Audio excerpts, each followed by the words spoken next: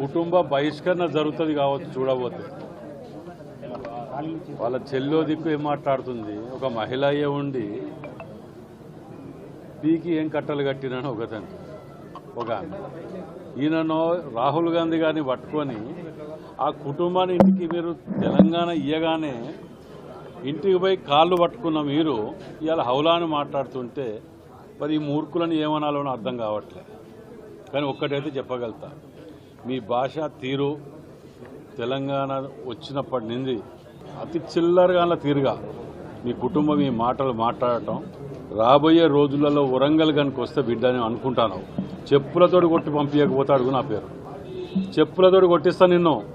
నువ్వు రాహుల్ గాంధీ కుటుంబం గురించి ఏమి తెలుసు అని చెప్పి నువ్వు మాట్లాడుతున్నావు. ఏదో నువ్వు ఎక్కడున్నావు, నువ్వు తెలంగాణ ఉద్యమం అప్పుడు ఎక్కడున్నావు, నువ్వు అప్పుడు అధికారులను అట్లా తిట్టినావు.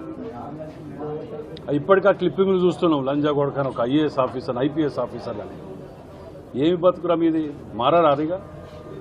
బుద్ధి, సిగ్గు, శరం, లజ్జ ఇంకా రావట్లేదా మీకు? ఇంతమంది ఇది చేసినా కానీ నోటికి ఏదొస్తే అది మాట్లాడటమేనా? సంస్కారం, సభ్యత లేదు. మేము అనలేవురా బ్రోకర్లు, లఫూర్ గాండ్లు ఇది మేము అన్ని తిట్టలేమా? మేము తిట్టలేకనా? అందులో పిహెచ్డీలు చేసినాం. అందులో మేము మా దాంట్లో అంతమంది ఉన్నారు పిహెచ్డీలు చేసినాం. మేము తిట్టుడు మొదలు పెడితే బిడ్డ మీరు ఆత్మహత్యలు చేసుకోవాలి, మీ బతుకులు కానీ మీ ఏంటి చెప్తే మరి నోరు వెళ్తే